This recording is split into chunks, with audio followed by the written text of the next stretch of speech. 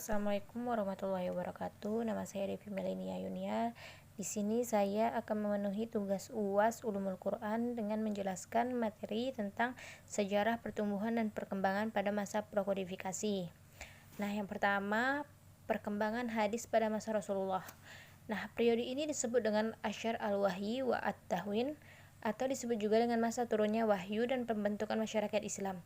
Nah, pada periode inilah hadis lahir berupa sabda, akwal, af'al, dan takrir Nabi yang berfungsi menerangkan Al-Quran untuk menegaskan syariat Islam dalam membentuk masyarakat Islam. Bagian A, hadis pada masa Khulafa ar-Rasyidin 11 Hijriah sampai 40 Hijriah. Periode ini disebut dengan Asyar at-Tasabut wa al-Iqlal min al-Riwayah, atau disebut juga dengan masa membatasi dan menyedikitkan riwayat. Nabi Muhammad SAW wafat pada tahun 11 Hijriah. Kepada umatnya, beliau meninggalkan dua pegangan seperti dasar bagi pedoman hidup, yaitu Al-Quran dan hadis as-sunnah yang harus dipegangi dalam seluruh aspek kehidupan umat.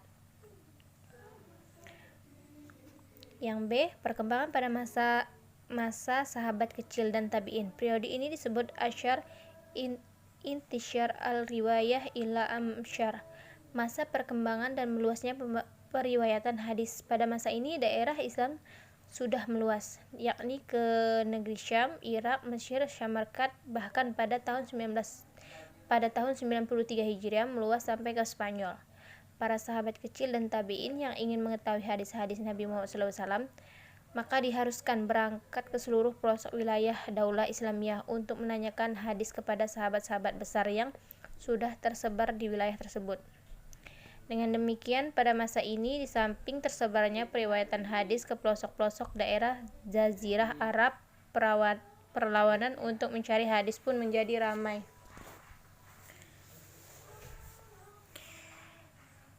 Yang ketiga, hadis pada masa pasca kodifikasi dan perkembangannya. Bagian A, periode masa pengumpulan dan pembukaan hadis. Periode ini disebut Asyar al-Kitabah wa al-Tadwin, masa penulisan dan pembukaan. Maksudnya, penulisan dan pembukaan secara resmi, yakni yang diselenggarakan atas inisiatif pemerintah. Adapun kalau secara perseorangan sebelum abad kedua, hadis sudah banyak ditulis baik pada masa tabi'in, sahabat kecil, sahabat besar, bahkan masa Nabi. Yang keempat, masa pentasbihan dan penyusunan kaidah-kaidahnya.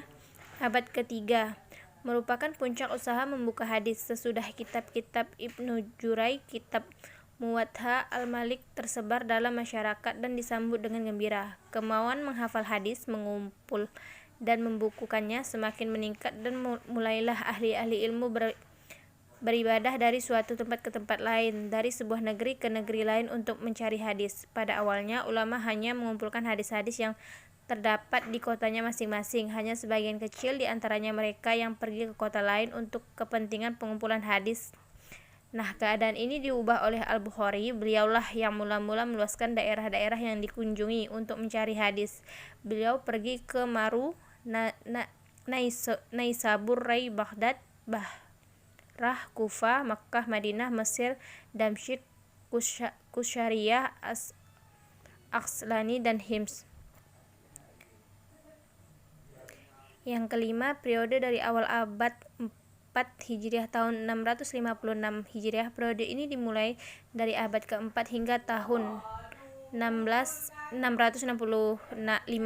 Hijriah, yaitu pada masa Abbasiyah angkatan kedua. Periode ini dinamakan Asyurat Tahdib wa at-Tartibi wa al-Istiraki wa al-Jami.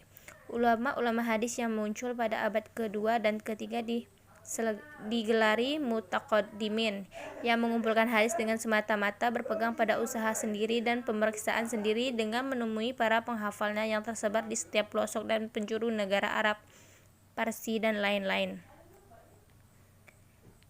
Ahli hadis pada abad ketiga tidak banyak lagi yang mentahrijkan hadis. Mereka hanya berusaha mentajwidkan, menghafalnya, dan memeriksa sanad yang ada di dalam kitab yang telah ada itu. Dalam abad keempat ini lahirlah pemikiran untuk memandang cukup dalam meriwayatkan hadis dengan berpegang kepada kitab saja. tidak melawat kemana-mana. Menurut riwayat, Ibnu Mandah adalah ulama yang terakhir yang mengumpulkan hadis dengan jalan lawatan. 6.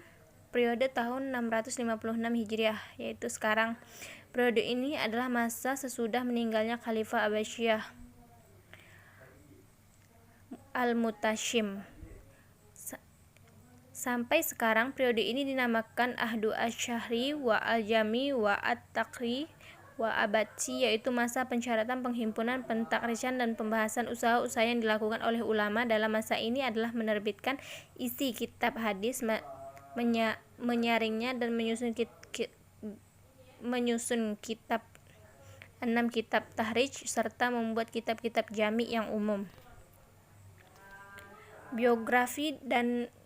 Biografi singkat ulama hadis. Biografi dan pemikiran Imam Malik bin Anas dalam ilmu hadis. Imam Malik, nama lengkapnya adalah Abu Abdullah Malik Ibnu Anas bin Malik Abi Air bin Arbin Ambinal Haris bin Ghaiman bin Hus bin Amral Haris al-Asbani al-Madani. Imam Malik disebut sebagai imam kedua dari 4 serangkai imam dan Islam secara segi umur. Ia mendapatkan julukan Syekh al-Islam dan Imam Dar al-Hijrah.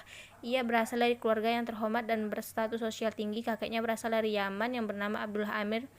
Ayahnya bernama Anas bin Malik. Pada usia beliau sudah menghafal Al-Quran dan hadis, serta selalu menghadiri majelis-majelis keilmuan di tempatnya.